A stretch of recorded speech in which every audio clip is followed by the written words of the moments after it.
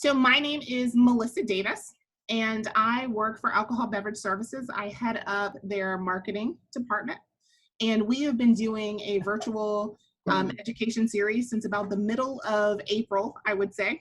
Since we couldn't have tastings in stores, we couldn't have events. So we thought we would bring this online and try something new. And so we're super lucky to have the Botanist here today, and I'm really excited to see all of your faces. I see some faces I have seen before, so thank you all for joining us. And so the Botanist is going to be our focus just in time for, and I'm sure Darrio will say, all sorts of gin days and martini days. And the Botanist is part of the Remy Cointreau family. And so I just want to, introduce Chris Deal. He is our person that calls on us, the director of sales there for the Mid-Atlantic, for him to say a couple words and introduce Darrio. Certainly. Again, my name is Chris Deal. I'm a regional sales director. I cover 5 states now. DC, Maryland are my 2 largest, and then Pennsylvania, along with North Carolina and Virginia. So again, we welcome you all to this gin seminar. We have Darrio. Is it Prescod, Darrio? I like your pronunciation, but Prescod can work too. Oh, Prescod? Okay, I'm sorry. Yeah. We have Darrio Prescod. He is our brand ambassador for our crafted spirits. So that would consist of Mount Gay rum, the Botanist gin, Cointreau liqueur, as well as Metaxa and St. Remy brandy. But today we're going to go over the Botanist since we have National Martini Day coming up very soon. And I'd also like to thank Melissa Davis and the Montgomery County ABC for allowing us to educate you all on our brand, in particular today, the Botanist. Without further ado, I will turn it over to Darrio, and he will take it from here. All right, thanks a lot, Chris. Thanks to Montgomery County for putting this all together, and thank you guys for joining us here for this session on the Botanist gin. As Chris said, my name is Darrio. I'm actually from Barbados. Moved to New York City probably the end of 2018. So I was the brand ambassador solely for Mount Gay rum before. Moved to the US, and I picked up the Botanist in addition to Cointreau, Metaxa, and St. Remy. But it's been a great experience, lots of learnings, but I think it's also great, to get a chance to experience different cultures as well. But I'm really excited to be here with you guys and just share a bit about this wonderful brand. So what's going to happen, I'm just going to take you through a kind of brief presentation about a little bit about the history of gin, what the Botanist gin is and what it really stands for. And then I'll also show you some simple cocktails that you can make at home. Yeah, super easy, don't require lots of ingredients. It's something that you could definitely enjoy in the comfort of your home. So let me just go ahead and share my screen, and we can pretty much just jump right into it. So that's it. So it's all about the Botanist gin. Yeah, it's conceived, distilled, and handcrafted at the Bruichladdich distillery on Islay. And when people think of Islay in general, which is located in Scotland, people usually think about Scotches in particular. But this is a gin that actually comes from like a whiskey land, you could say. So the question might be, who are we? It's ranked as one of the 50 most unpronounceable names in Scotland, Bruichladdich, yeah? So really and truly, it's not Bruichladdich, it's pronounced Bruichladdich. So the second CH is, you don't pronounce that. So it's Bruichladdich, basically, right? And it basically means a steep bank at the rocky lee shore. So we're actually affectionately known as the Laddie.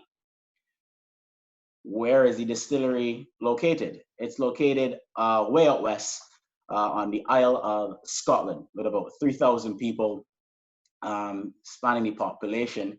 And if you continue west, you will probably find yourself heading to Newfoundland, Canada. So it's right at the edge of the Atlantic Ocean, and it's usually battered really heavily by lots of hurricanes coming off and storms coming off of the Atlantic.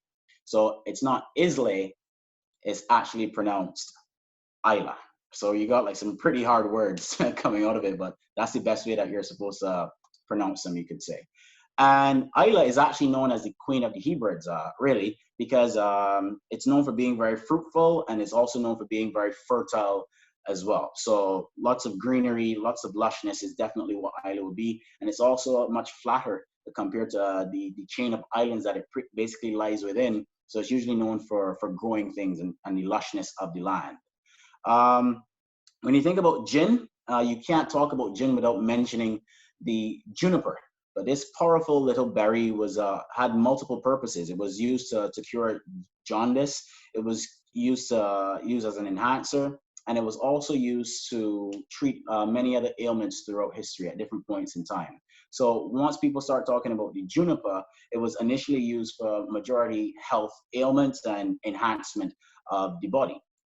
And much like anything else, you have to start to preserve these botanicals. So what do? You take some alcohol, you add it to your junipers so that you'll be able to preserve your junipers. And lucky enough, you end up with something that could now be drunk. So really and truly, that's how the first gin was really born. It was simply as an accident, like most things are. It was simply a case of preserving your junipers that were being used for different reasons, and it ended up being a really lovely beverage and a spirit that we enjoy to this very day. It's known as the water of life. Aquavita is another translation of usage vita, and it basically means the water of life. So that is what gin was referred to, obviously, because that is what was available at the time, and it basically made you feel very lively, and it made you feel very vibrant as well. It will be the best way to describe it.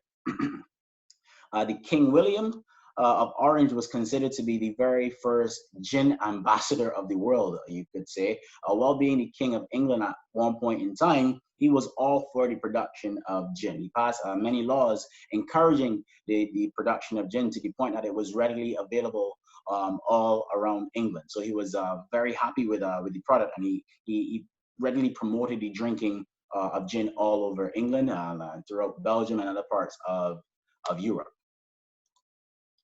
Mother's Ruin, Gin Lane, but the fact that he was promoting, the production of gin, and it became readily available, it was to the point that it was actually a lot cheaper than water, you found. So people having so much access to the gin, you started to see a decline in the economy, in the way of life. It was nicknamed Mother's Ruin because that's exactly what was going on. Mothers were now neglecting children. Children were being sold into prostitution. Mothers were giving children gin to the point to, just quiet them down, so they wouldn't have any worries. So because it was so readily available at some point in time, it actually saw a decline of the entire country.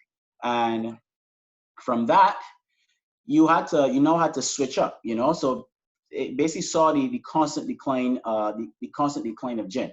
So when did this all change? With the introduction of the Beer Act in the 1800s. So now people had something else to drink that was inexpensive. People now started drinking a lot more beer. So now your gin producers now had to find a different audience to target.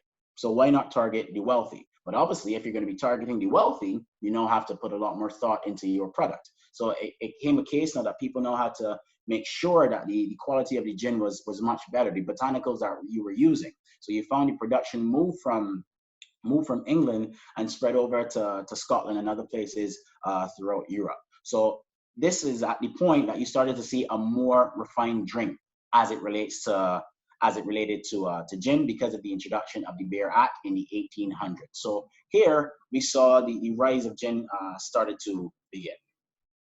And it also saw the beginning of the gin cocktail. I mean, there's so many cocktails that were born out of mistakes as well. If you think about the gin and tonic, people having to take medication, mixing some tonic to make it a bit more palatable. You had the gin and tonic being born out of that way. The gimlet. So gimlet, you had scurvy, a way of combating scurvy. People would add a bit of gin to their lemon, and you pretty much got yourself a cocktail being born that way. So it was simply a case at different points of history, the cocktails were pretty much born out of ways of just making it more palatable and a lot easier to drink as well. So today you find that gin is definitely a very popular spirit, and there are many classic cocktails that are made with this spirit as well. So now we get into the botanist, and we must mention the word forage because that is what the botanist is. It's made with 22 hand foraged botanicals that all come from Islay. That's very important. So when people think of foraging, the first thing that usually comes to mind is possibly like rummaging through rubbish, you know, like dumpster diving, stuff like that. But for us, foraging is giving us an opportunity to explore our lands, like getting a sense of what is around us and understanding the flavors that are around us. So that's what it's really all about. It's about exploring our backyard, and that is what the Botanist is. So the Botanist was born out of an idea to basically take Islay and place it in a bottle, and that is what was born. So the 22 botanicals that I keep mentioning all come from Islay. And these are not botanicals that are being grown in like a very special warehouse or a very special greenhouse or anything like that. These botanicals are literally just growing alongside the road. So when I tell you that these are flavors of the land, that's exactly what it is. So we were now forced or pushed towards exploring the flavors of Islay to really encompass what these flavors should represent and what would be the best representation of the land. So what we did, Jim McEwen, who is a legendary distiller in the whiskey world, what he did, obviously he's not a botanist, he knows nothing about plants, but lucky for us, there were two retired botanists who were living on Islay, Mr. and Mrs. Gulliver. So he went to them and he told them about his idea for creating a gin that truly represented Islay. But he had a couple of stipulations. It couldn't be anything that was rare or hard to find. You know, you wanted it to be something that was readily available, something that was also very sustainable as well, so that this gin could basically continue. So from there, they went out into the land and they started picking different botanicals, different herbs, different bushes, what's not, and they had about 50.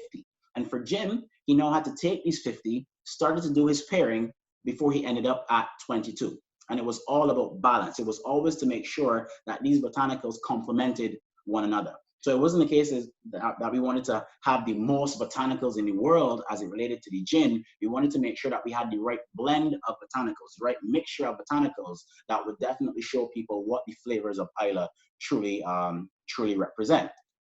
So that's what it really is. So we also encourage our clients to discover the flavors around you. You know, like I'm not saying go into your backyard and just start eating herbs and plants that you're not sure of. I wouldn't advise that, but it's like localizing flavors, you know, going to your local farmer's market and seeing flavors that you would only be able to find in that particular region, in that particular part of the world. We always tell our clients to be the botanists in a sense. It's such a wonderfully balanced liquid. It's a situation where there's not one specific way that you have to enjoy. I mean, you might like mint, some people might like celery, whatever the case may be. Regardless of your flavor profile, the gin is definitely something that would go fantastically with whatever it is that you would prefer to enjoy.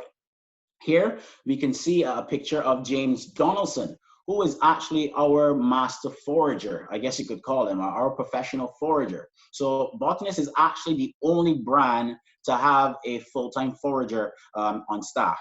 And his sole purpose is to collect the botanicals being used for the purpose of creating the gin. So it's not a case that all of the botanicals are grown in one particular area or can be picked at one particular time of the year. You got to be strategic when it comes to picking the botanicals. And sometimes the windows are very, very small as well. So it's up to James to plan a schedule of ensuring that he picks the right windows to gather all of the botanicals that will be required for making the gin. For him, he thinks that it's pretty much a case of coming full circle. He remembers growing up with his grandparents and them making natural wines. So he was always a kid walking home from school and trying different herbs, eating them. And if they tasted good, he kept chewing. If it didn't taste good, he would spit them out. So being a part of the land was always something for James. So he thinks it's also pretty amazing that the whole concept of foraging is really coming back very, very heavily, and people have taken an interest in it as well. He also believes it's amazing that he now gets to do something that he loves, while producing a wonderfully flavored spirit as well. So he's actually a pretty cool guy, and he gets really fussy once he starts talking about the botanicals used in the gin as well. So here, you can just see a few of these botanicals. You have Whin at the bottom left-hand corner, which is also known as gorse. And if you were to fly into Islay on a plane, you would just see huge pockets of gorse just growing everywhere. Now, by looking at some of these botanicals, you have no idea what the flavor profile would be. So, for instance, if you were to get a whiff of gorse, you would immediately be overwhelmed with coconut. And I think that is truly amazing, because it's like you have to get to know the botanical in order to truly understand it, in a sense. A lot of these botanicals have different purposes as well. One of my favorites is mugwort, because there are these things in Islay called midges. I think in Barbados, we would refer to them as sand flies, which are like these very small, annoying flies that come on like around 6 p.m. in the evening. But to make the midges a bit more irritable in a sense, you would take the mugwort, crush it in your hand, and you would just rub it all over your face. And what that would then allow is that the midges will not bother you as much. So it's also a case that a lot of the botanicals have so many different purposes. So this photograph was taken around spring, summer of 2014. Obviously, those are not all 22 because you're not going to be able to get all 22 for a picture at one point in time. But here you just get a look at some of the flavors of Islay. So you have red clover, you have water mint, you have meadow sweet, you have elderflower, balm birch, so many different botanicals that you have coming from Islay. And here you can see James. Hey, you have a question, Melissa? Well, I was going to ask you, Dario, we did have a question about the Botanist, and do you use dried or fresh botanicals? Right. So that's a fantastic question to go along with what James is doing on screen right now. So this is his area where he actually dries the botanicals. So obviously the process of drying the botanicals helps to preserve all of the essential oils and make sure that we have everything we need for the process of distillation. So majority of the botanicals being used for the process of making the gin would be dried by James in this area right here. Now, however, there are also some of them that would not last even if you were to dry them. So they would then be turned into tinctures, which is just basically like an alcoholic sample of the flavors. But majority of the botanicals would be dried in order to preserve the flavors. So Botanist would be referred to as a dry style gin, a dry gin. So a dry gin is a gin that is basically getting all of its flavors from natural botanicals and no additional additives or anything of the sort. So Botanist would be considered to be a dry style gin because all of the flavors are coming entirely from the usage of the botanicals. So that's exactly what he's doing right there. And he works very closely with Adam Hannett, who is the head distiller at Bruichladdich, to ensure that we have everything that we need for the distillation processes. And here you get like a great breakdown of the flavors. As I said, I like to tell people that Botanist is very versatile. I feel like in the older days, when people thought about gin, they automatically went towards a place of juniper. You know, pine needles is what you would hear a lot of people saying.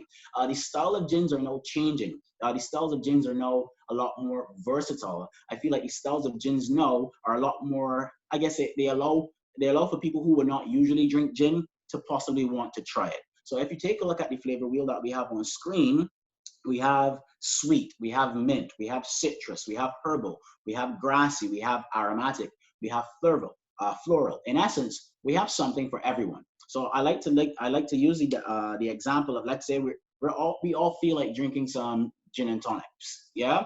But hey, someone might feel like having something herbal. They might say, let me get some mugwort and garnish my gin and tonic with some mugwort because I'm feeling like having something herbal. I'm on the sweeter side. Okay, you got some creeping thistle, or so you got some gorse. Oh, I'm feeling floral, so let me get some meadow sweet. But my thing is, regardless of what you choose to garnish your gin with, it's still going to be complemented well because it's truly well balanced and it's very versatile as well. So I think that's amazing. It's like a one-stop shop in a gin, you could say, and it's truly fantastic to have at home, something that you can make a plethora of cocktails with, for sure. So it covers multiple flavor profiles and multiple aromatics as well. Distillation after your foraging and you collect your botanicals, you go on to the distillation process. That's actually a video, I didn't know that. So then after that, you got the ugly Betty. This gives you like a brief explanation as to how the process would go. So you would have the maceration where you have 100% wheat grain spirit at 96% diluted to 57% using Islay spring water. And you would first add some botanicals. From there, you go into the distillation, you go to the bottling, and then obviously you enjoy what the production is. But you also see an explanation as to what the still look like.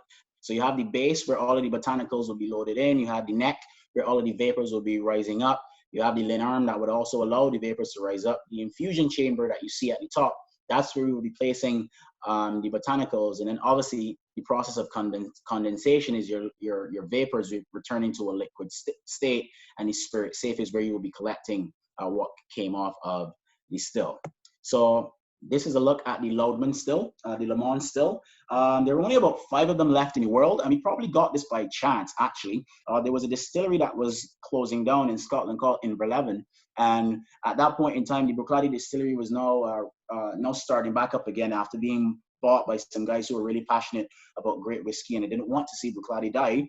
They went over to this distillery, and they happened to stumble across the Le Mans still. The thing about this type of still, it was known for being easily modifiable. So if you wanted to have a longer or a shorter linarm to manipulate the distillation process, it was easy to do that. So this is actually what we would use for the process of distilling the Botanist. So this still and this still alone is what is used for the process of distilling the Botanist. And we do about what? We do like maybe more than 50,000 gallons a year. I think this year, the year past, we sold about 146,000 bottles of Botanist gin. And all of that is going to be coming from this still, and they're only about 12 distillations per year. So that's basically it. So a limited amount of distillations are going to be happening per year, 12 distillations per year.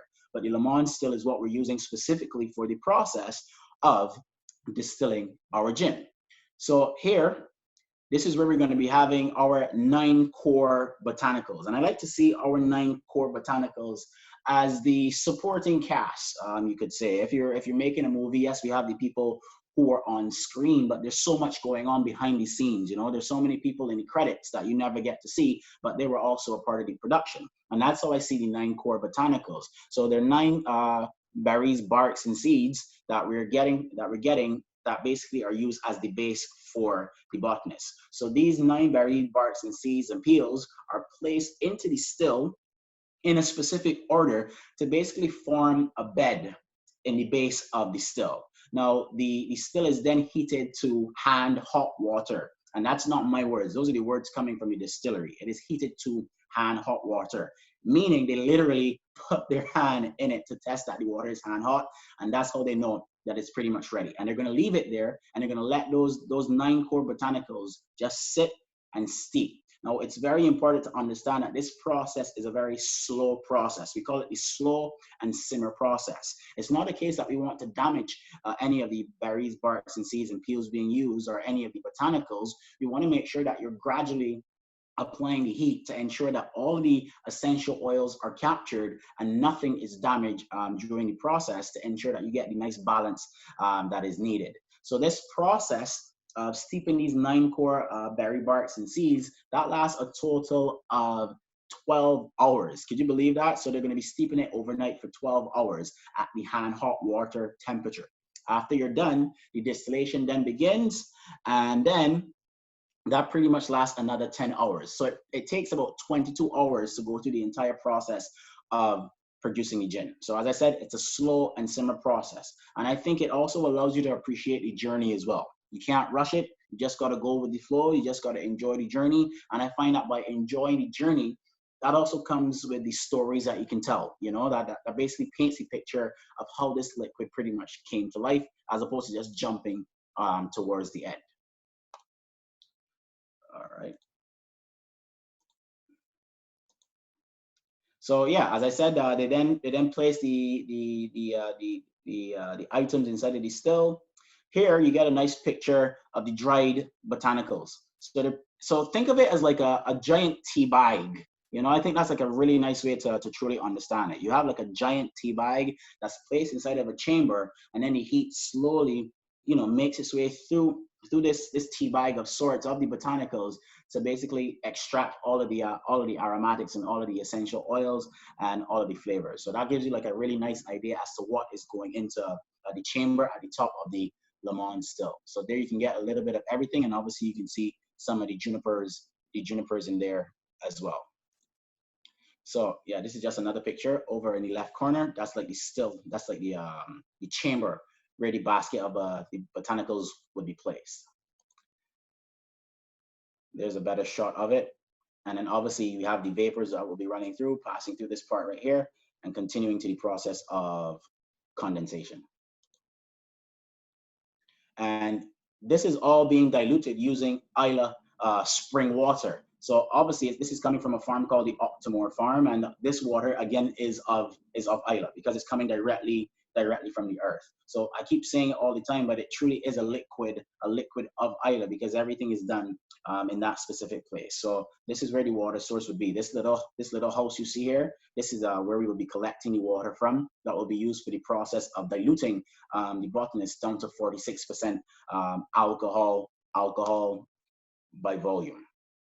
And then it's a gin that's layered in complexity, you could say, which we encourage creativity. You know, we encourage you to tap into that creative side, which is amazing because we have now basically developed very strong links with chefs and foragers and bartenders all around the world. So for instance, next week I'm doing a session where I linked up with a forager from New Jersey.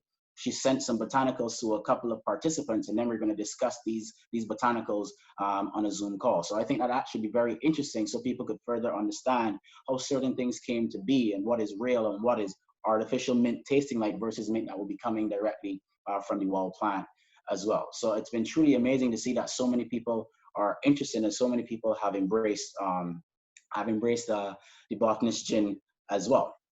And now I'm going to make a couple of cocktails for you. So I'm going to start with the 50-50 martini. As I said, tomorrow marks National Gin Day. So, you know, you got to have yourself a gin cocktail. So 50-50, the martini in itself was created around the 1800s or so.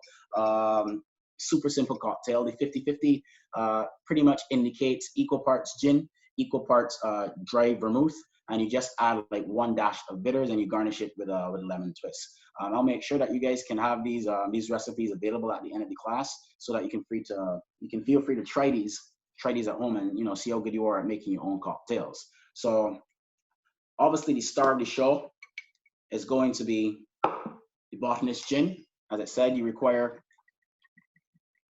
1.5 ounces of gin. I'm gonna add that to my mixing glass.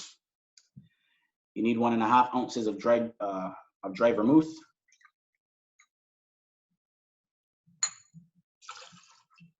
And it also calls for 1 dash of bitters. I like bitters, orange bitters specifically, but I'm probably just gonna add a few dashes. One thing I forgot is the ice. I'll be back shortly.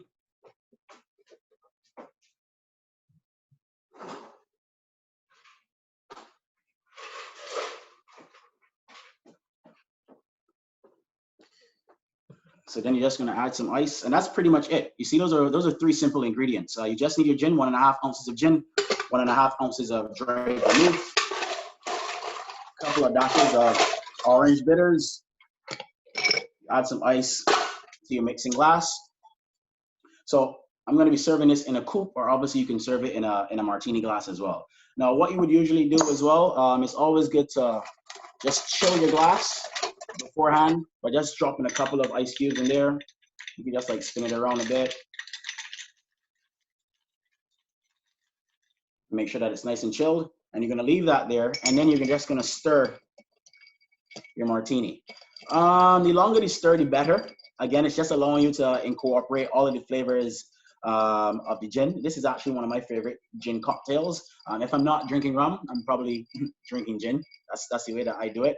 But I like to stir, and as you're stirring, a nice way to know that your drink is pretty much ready. Obviously, the glass starts to get a bit chilled, yeah? So once you see it, or you feel it, I should say, starting to get chilled, you start to see like a bit of frost on the glass as well. You pretty much know that your drink is ready.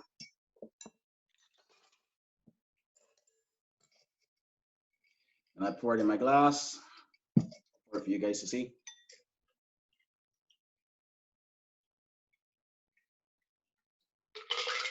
And then obviously no cocktail is complete without a garnish.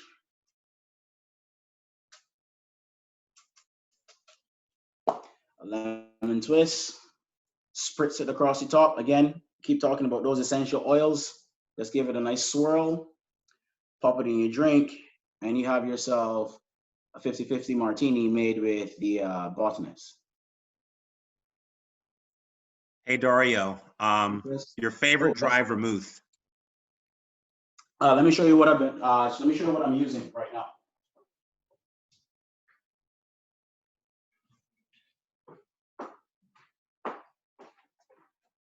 So Ravata pretty much gets the job done. This is what I have available in my at my liquor store in my area. Ravata pretty much gets the job done. But I mean, any dry vermouth should pretty much be okay. Yeah, but Ravata is what I've been using currently to make my 50-50 martinis, and that's been working out pretty amazing as well.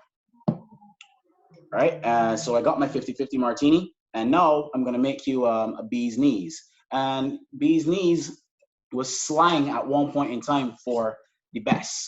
Now this bee's knees in particular calls for lavender honey syrup. Now it's super simple to make a honey syrup if you wanted to. It's basically one part water, 1 part honey. Add yourself some lavender tips to a pot. Let it simmer for a bit, and let everything basically mix in. So you basically get like a honey syrup, but you also get a lot of the lavender aromatics starting to push through as well. So I just made this last night, and it's super simple to make at home as well, guys. If you want to make simple syrup, any type of syrup, it's super simple. I don't think it's it's worth that you have to buy it. You could always just do it at home for sure. Super easy. So I just made a lavender honey syrup yesterday. So again, calls for the Botanist gin. This is 1.5 ounces as well. I mean, if you want to go 2 ounces, you can feel free to go that route. I think 1.5 ounces is usually a very safe number that you can play with when it comes to making cocktails, right? You don't want to go too strong. You don't want to go too weak. 1.5 is usually a good place to go. So I'm adding 1.5 ounces of the Botanist to my shaker, and I'm using a Boston shaker. I mean, sometimes you guys can probably get like a 3-piece shaker, which is a lot easier to maneuver. This type of shaker that I have here is a Boston shaker, so it's a bit harder to come apart. This is what you would probably see guys using if you were to go to like an actual cocktail bar. This requires a 1/2 ounce of lemon juice. Fresh lemon juice. So fresh ingredients are always better. Your cocktails are always going to taste better every single time. And this cocktail requires just a 1/2 ounce of lemon juice that I squeezed freshly before the class. And you're just going to require a 1/2 ounce as well of your lavender honey syrup. And the aromas are already so amazing. And last but not least, you need to add yourself some ice, because ice is nice and important. When it comes to shaking your cocktail, you want to make sure that you really give it a nice shake, because it's also very important to allow the ice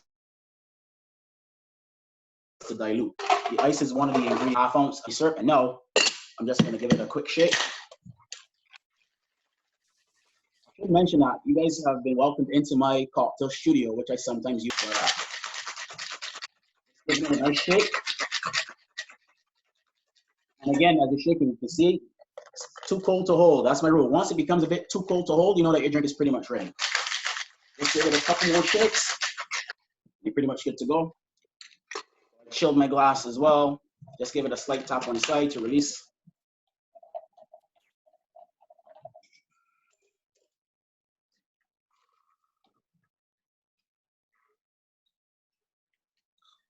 And then if you do have some lavender, you'll probably garnish it with some lavender, but I'm all out. And there you have yourself a Lavender's bee's knees. So again, the bee's knees came about as a way of just cutting the taste of a bathtub gin. You know, it was very harsh at the time. So it was basically a place you got yourself some honey, you got yourself some citrus, and it made the gin a bit more palatable. So it's always amazing to see like how a lot of these cocktails pretty much started out, you know, by chance in a sense. Let me just get a taste of that. Oh man. Beautifully balanced and super simple again. So honey syrup, lemon juice, the Botanist gin, you're pretty much good to go every single time. So yeah, like, any questions? If there's anything that I missed, you guys felt like I didn't talk about, or you want me to revisit, you can let me know at this point in time. That's cool. So I don't know if you can hear me, Dario, but favorite tonic to go with the Botanist? Fever Tree. Okay. Yep, Fever Tree. Fever Tree is definitely. The regular or one of the flavors? The aromatic. The aromatic is actually really nice. Okay. Yeah, the aromatic is actually a really nice one to go with. Hey, Dario, question here. How would you describe the flavor profile? Super simple, versatile, and well balanced. Okay, so it really depends on the person. For me, I'm a lover of mint, so once I Once I get a taste of the Botanist, I get the freshness pushing through very heavily. Someone else might get a taste of it and they're going to get the citrus pushing through. But on the palate, it's definitely super smooth, well balanced from start to finish. A hint of sweetness at the beginning, and as it finishes, you just get like a bouquet of aromatics all coming through. So the floral starts to come out, the sweetness, the herbal, everything is basically intermingling. So if you were to have a taste of it, you might find yourself actually wanting to sip it because it is that smooth. Even though it is 46% alcohol by volume, by having a taste of it, you would not expect it to be that smooth. So it's like kind of like Quicksilver as it relates to the appearance, and it's definitely very easy on the palate as well. So lots of citrus, lots of freshness, lots of floral notes start to push through as well. Which is why I said earlier that is why if you find someone who is usually not used to drinking gin, would be probably encouraged to maybe try it if they had a taste of the Botanist, because it's not the heavy juniper taste. It's not juniper heavy, it's not juniper forward. It's more balance of everything that's coming through from the botanicals from Islay. Okay. Also see here another question. What grains in the wort? Could you say that again for me? I'm a little confused by C.S. Custer. What grains in the wort? I don't know if that was just a mistype or a... Yeah. Oh, we're using. Oh, here it goes.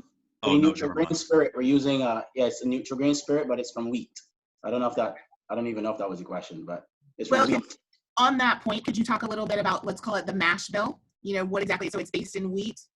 Correct, yeah, so it's wheat. So it's a wheat-based neutral grain spirit that we would be using for the process of the distillation. It's 100% wheat-based for our neutral grain spirit. Nothing else is being used. Okay. One more question for you real quick that I've got. When was the first bottle of the Botanist released? Right, so that would have been in 2011. So this first started tinkering in 2010, and then it was first released in 2011. So 2021, we'll be celebrating our 10-year anniversary. And I mean, like, the brand is actually the #4 gin in the world right now. And it's truly amazing to be coming from Islay, which is such a very small place. As I said, it only has about 3,000 people, and 100 of those people are employed by Bruichladdich, you know? So there's a very family-like mentality you get coming from the Bruichladdich distillery, and to see everyone knowing everyone, always looking out for one another, producing a brand that is now considered to be #4 gin in the world, I think it's truly amazing, and it's truly an honor as well. Let's see, could you repeat the name of the vermouth that you mentioned real quick for folks? Rivata, R-I-V-A-T-A. Awesome. I haven't tried that one before. Very Yeah, interesting. but I'm sure the alcohol beverage services have a plethora of vermouths that you guys can try. But yeah, Rivata. Perfect. Let's see, Arthur has a quick question. It doesn't sound like it needs it, but are there any plans for additional flavored varieties? You know what's funny? We were on a call today with the distillery, and we were talking about the possibility of doing an aged gin. But you know, it's kind of like a gray area, because the question is, like, if you take the gin and you age it, is it still considered to be a gin at that point in time? But that's basically what we're discussing at that point in time. We also talked about maybe coming up with some essence, but who knows? Right now, this is what it is, but we're possibly thinking of seeing like different ways that we could probably, you know, branch off and give you something else that, you know, represents the Botanist. But the aged gin was definitely one of the things that we mentioned, but it's not something that has been fully decided on at this point in time. We got to like figure out, like, you know, how exactly you're going to maneuver that one. Well, if you ever need a test market, I'm sure Montgomery County is more than willing. Definitely, that's good to know for sure. Thank you so much for letting me know there are people that we can count on. No, absolutely. Let's see. Many spirits have location-based regulations, like bourbon, champagne, etc. Are there any such rules for gin? Correct. So the rules will be related with what I mentioned earlier regarding Botanist being a dry style gin. So you got, if it's a dry style gin, as I said, all of the flavors are coming from botanicals strictly. So if you're using other additives, it can't be called a dry style. So there's like Old Tom gin and different things like that. So it's more depending on the distillation process and what you're adding that will determine the different styles of gin. So yes, they're all gin, but there are different styles of gin. So once you hear dry style, that is an indication that all of the flavors for that particular gin are all coming from botanicals and no additional additives. If there's anything else being added, you will not see dry style on the label of the bottle. So that's it as it relates to like regulations. And obviously it has to be made from juniper as well. But you could produce gin anywhere in the world, but just more so follow the style of producing it than a particular place. Hey, Dario, I see another really good question here. How do the rest of the Islay locals feel about the fact that you are making gin rather than Scotch whiskey? Oh, but Smiley. actually, I think well, first of all, they didn't have an issue with it because it was a case of you producing something to pay homage to the land of Islay in a sense by showcasing the flavors of the land. So it wasn't a case of having an issue. Like Islay is already known for producing fantastic scotches, from Bruichladdich to Ardbeg, some of the other distilleries that you would find on the Isle, but they didn't have an issue with it. It was more of a case of now exploring a different realm in a sense, and it's different because it does not take away from the scotches that the land is definitely known for. It just shows that even though this land is known for scotches, it can also produce a beautifully well balanced gin that speaks to the land of Islay. So majority of the people were very excited to hear that a gin was being formed, and also it also provided additional employment as well, because we had to get a separate bottling hall for the Botanist gin. So we also provided additional jobs for that. So I don't think anyone would ever complain about employment ever. So let's just say we were not in a COVID-19 environment right now. If we ever got over to Scotland, are there distillery tours? So is this Definitely feel free to head over there. There's a shop that you can get lots of merchandise as well, but you can definitely go there and take a tour of the distillery, and the staff is very friendly. Louise is great. Joanne is great as well. Those guys are always welcoming and always willing to share. One thing about Bruichladdich as a distillery as well, we're also very transparent. Yeah, so there's not much to hide. We believe that this is the way that we're doing it, and we show you exactly how we're doing it. There are no gray areas per se. This is how it's done, and you are able to understand how it's done. So if you were ever there, you will be able to have a tour. Excellent. Any other questions? This is a really good bee's knees, by the way. You're making us jealous. No, guys, you guys make your cocktails, and show me up. I'm sure you guys can do it. Simple ingredients. Everyone probably has a lemon at home. You got some honey, get some hot water, add to that, shake it up. Simple as that.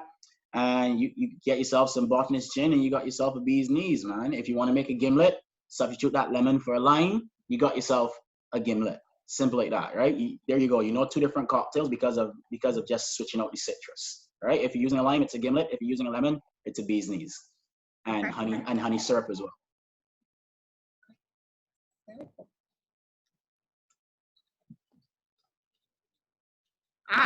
Let's see. There's another question from Don. Oh boy, you said that's interesting. Well, I had to read it and digest it first. Okay. So let's see, the best way to say that, is there a variety in flavor from batch to batch, or are you all very consistent, batch to batch, because you're foraging and you're sort of using these different botanicals? How consistent is the flavor profile? Correct. So a part of, as I would have said earlier, when it came to deciding on the botanicals to be used for making the gin, we had to make sure that it wasn't anything that was rare or anything that was very hard to find. So those were two very important points to ensuring that when we decided to start making this gin, we could continue. So sustainability, as I mentioned earlier, is also a huge part of everything that we're doing. So even though James is responsible for picking all the botanicals being used for the gin, he's also responsible for replanting and also figuring out different ways to plant more of the different botanicals across the island. So right now he's doing a project on juniper because it's not as widely available as it was before on Islay. So it's now a case that he is like taking cuttings of juniper and putting it at different points around the island to see how it will flourish. So sustainability is also a very huge part of everything that we're doing. And in essence, it's also to ensure that the gin tastes the same each and every single time. So consistency is also like a very big part of everything that we're doing. So you buy a bottle of Botanist now, you buy a bottle of Botanist 5 years from now, it should still taste like what you were first presented to when you were first introduced to it. Perfect. Well, while folks are typing in any other questions, I am going to take your screen share off so we can actually see it. Sorry, my bad. There we go. I realize folks have seen a really small screen of you for most of the session. So Yeah, I'm sorry about that, guys. Enjoy my no. Now it's time to hold it back. Now I'm really jealous. So what other questions do folks have? Did we miss anything, Chris? Dario, any last sort of parting words? No, I mean, like, as it relates to alcohols in general, gins in general, scotches, rums, you name it, you know, there's so many different types, there's so many different styles. Like, feel free to explore until you find the one that suits you. You know, I believe that there's pretty much something out there for everyone.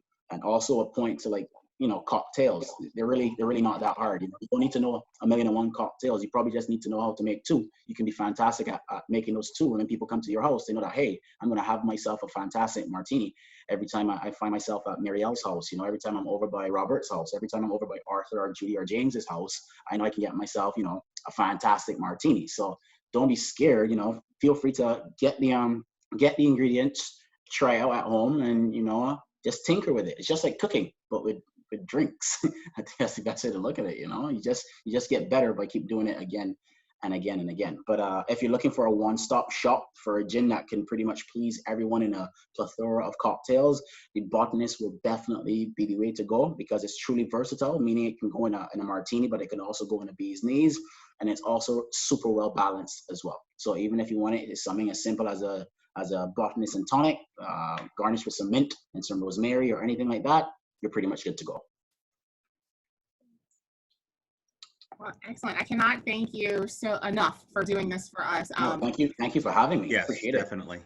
Great. Thank you, Melissa, for having us and allowing us to allowing Dario to present and educate your customers. That means a lot to us, and I see a lot of comments here, Dario. Thank you. Great presentation.